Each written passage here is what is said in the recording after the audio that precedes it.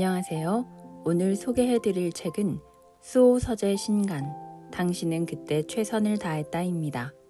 저자 한경은은 대학교에서 사진예술을, 대학원에서 통합예술치료학을 공부해 박사 학위를 받았습니다.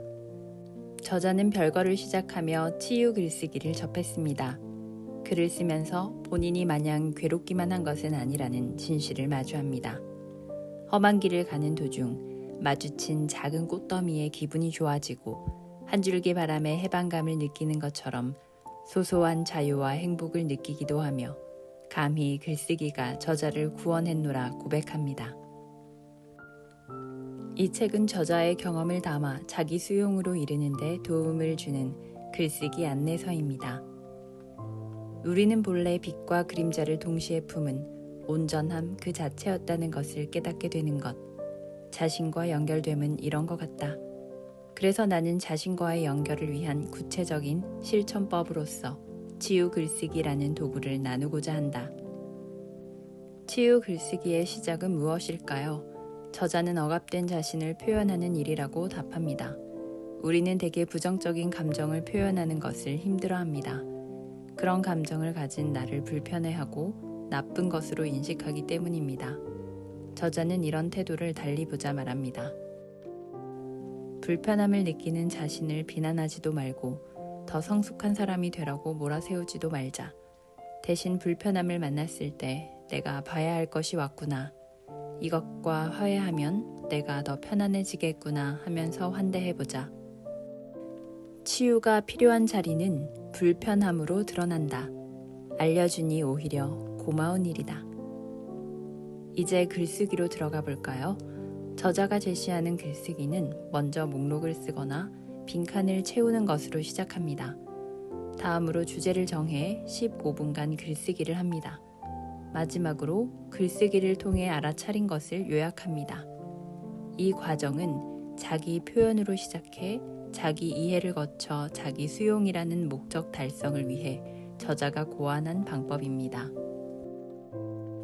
이 책에서 저자가 제시하는 글쓰기 주제들은 굉장히 구체적이고 생생합니다.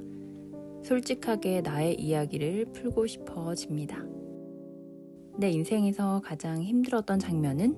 하고 묻는 게 아니라 뺨 맞은 듯한 모멸감을 느꼈던 그때는? 이라고 묻는 식이거든요. 이 외에도 이제는 정말 죽나보다 했던 적은? 나의 장례식에 절대 오지 말아야 할 사람이 있다면? 세상 그렇게 살지 말라고 따끔하게 혼내주고 싶은 사람은? 내 생의 마지막으로 누군가에게 음식을 만들어준다면? 등등 다양한 글쓰기 재료들이 주어집니다. 이 책을 읽고 제시된 방법에 따라 글쓰기를 한다면 그 누구라도 자기 자신과 잘 지내면서 편안하고 자유롭게 살 수 있을 것입니다.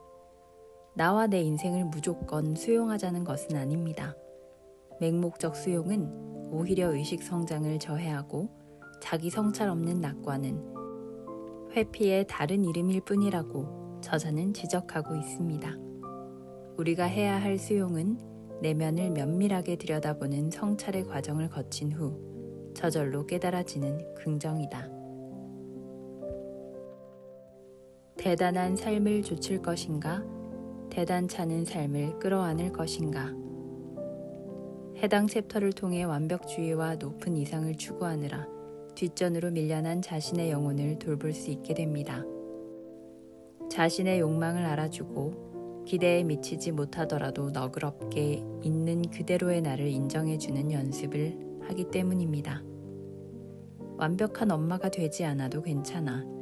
네가 훌륭한 엄마보다 평범한 인간임을 허락해. 가벼운 몸무게를 유지하지 못해도 괜찮아. 너에게 퇴근 후 정다운 친구와 함께 먹는 삼겹살과 소주를 허락해. 탈무드의 가장 큰 고통은 남에게 말할 수 없는 고통이라고 쓰인 것을 보고 저자는 뒤집어 생각해 보라고 합니다.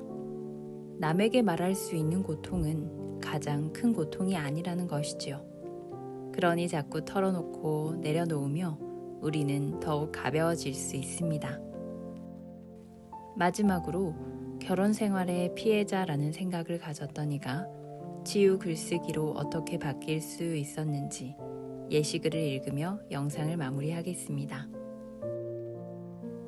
내가 결혼 생활에서 피해자가 되었던 이유는 남편이나 시부모의 강요 때문만이 아니라 그들에게 인정받고 사랑받으려고 그들의 강요에 내가 굴복했기 때문이다. 이제부터 내가 할 일은 미움받을 용기를 가지고 나 자신을 사랑하는 것이다.